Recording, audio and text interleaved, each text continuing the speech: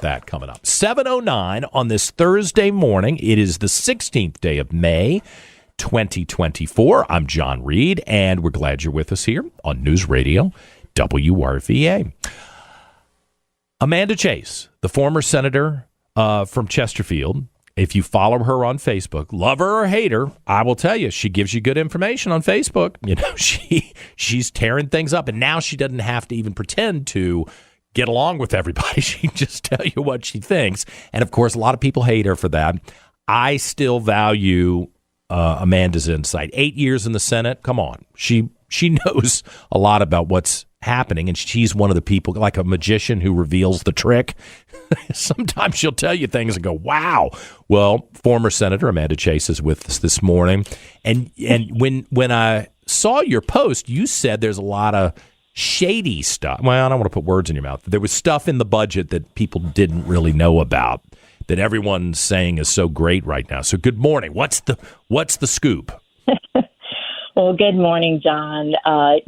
So, we've got both Republicans, Democrats, and the governor congratulating each other on this budget. And I'm thinking, let's take a closer look. Mm-hmm. I would have been a no vote on this budget. And really? I'll tell you why. I would. I always look at Virginia's operating expenses alone. And let's just take a look at that. Our operating budget that they just passed is 234% increase since fiscal year 2010.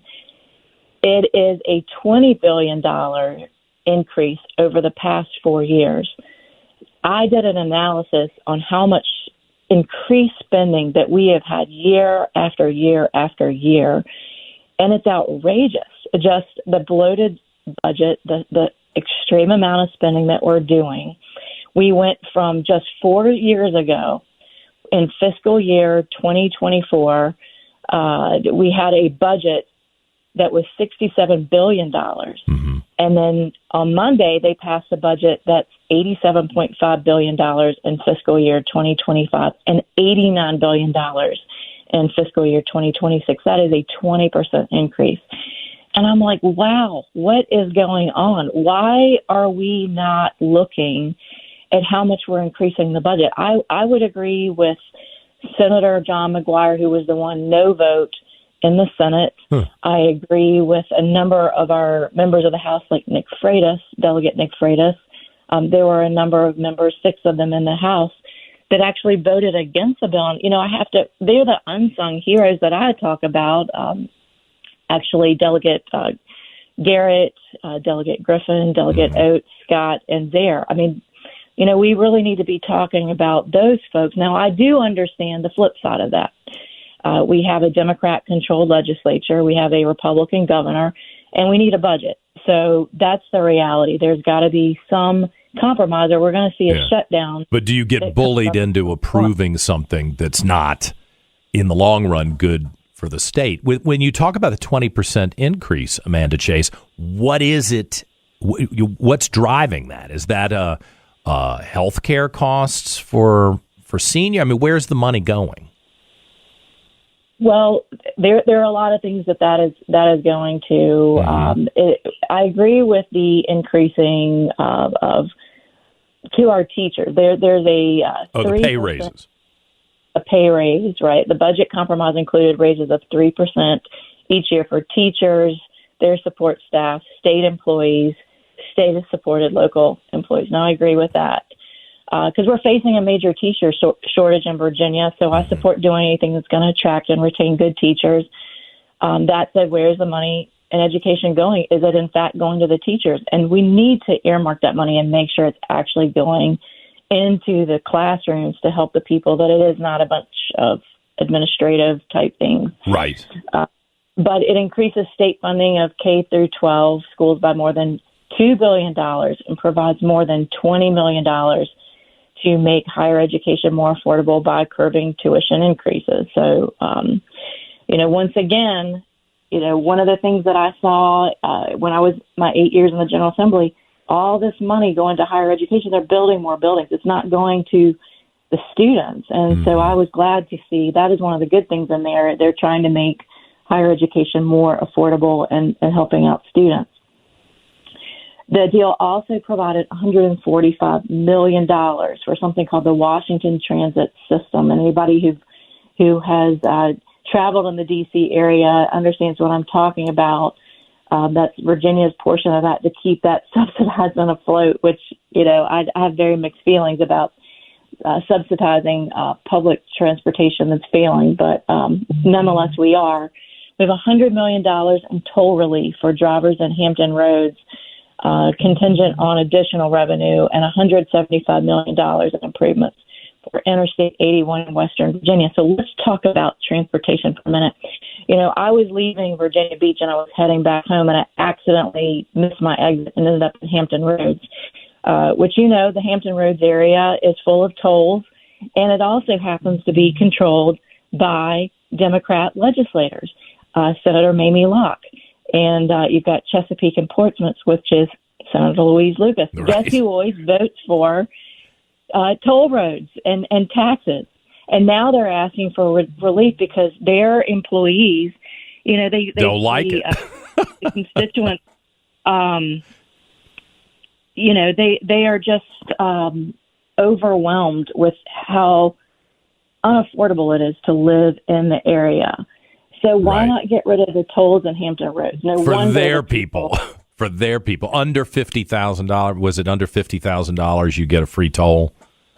I don't even know the specifics of it, but it's just incredible. I mean, what they're doing here. Yeah. But let's talk about a couple good things. All right, I'm about to run out of time, so give me the Cliff's Notes version. Excuse me for saying that, but yeah. So the good news is that RGGI is not in there. That's a program that requires electricity producers to purchase an allowance for the carbon they emit, and some money raised from those purchases is returned to Virginia and used for flood resiliency, energy efficiency. It's a backdoor tax on Virginia because it allows companies to recoup the cost through customers' energy bills. So that's the greenhouse gas initiative, which is a big scam. They did not adjourn, okay? Mm-hmm. They just went into recess. So they're going to come back, and they're going to be talking about skill games and how we're supposed to handle that in Virginia. John, I think of all the major issues we have in Virginia, and apparently it's skill games. Not my opinion, but apparently it's a hot topic item in the General Assembly right now.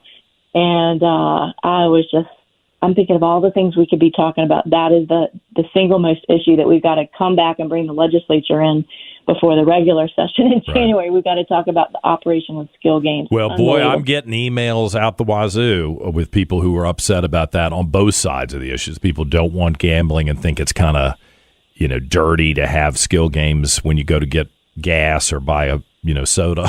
And then the people who are saying, hey, this is $100,000 that I'm making that allows me to keep my employees, give them a pay raise because everything else is stagnant, and they're really want it.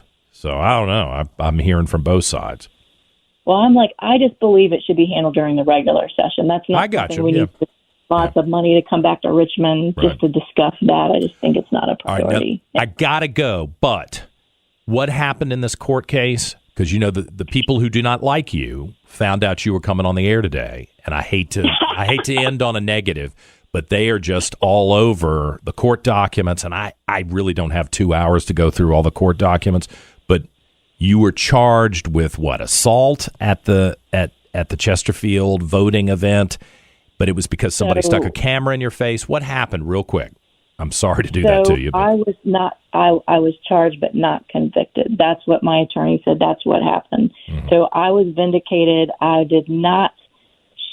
This lady sought a permanent protective order to try to take away my guns, and the judge denied her request. So a huge win for me. And, they're trying to tie people up in court who are their political adversaries. They're doing that with President Trump.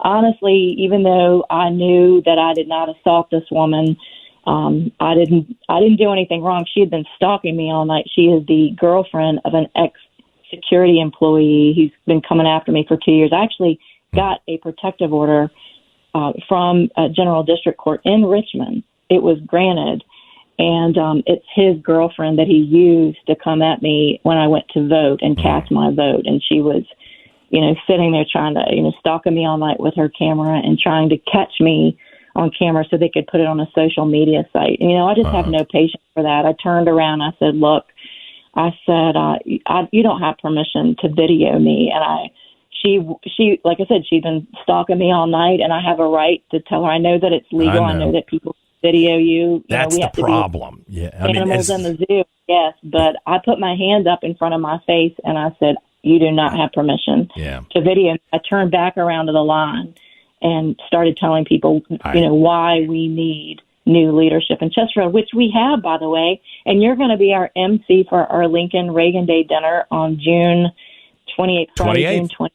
Well, let's end on that because I got to go. But I am excited to join you on June 28th, and I think everybody will be in a good mood and hopefully get along great. And I'm looking forward to seeing you in person. So, listen, I really got to run. Former state senator from Chesterfield, Amanda Chase. I appreciate you joining us always. Thank you. Thank you, John. 7:20. Back.